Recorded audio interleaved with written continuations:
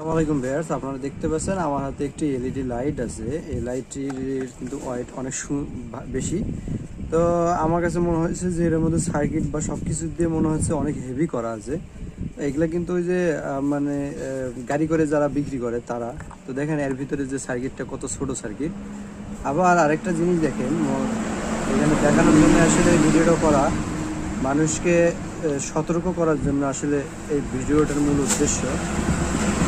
গাড়ি করে যে এরা লাইট বিক্রি করে, আসলে মূলত এরা লাইট কি বিক্রি করে আর এত স্বল্প দামে যে কত ভালো লাইট দেয়, এরা এইটা না দেখলে আসলে আমি নিজেও জানতাম না যে এরা কি লুকাচুরি করে।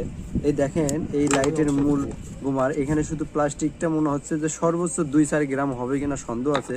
এই দুটা মিলে 5 গ্রাম, অথচ এইটার ওজন মিনিমাম 20 গ্রাম থেকে 25 গ্রাম।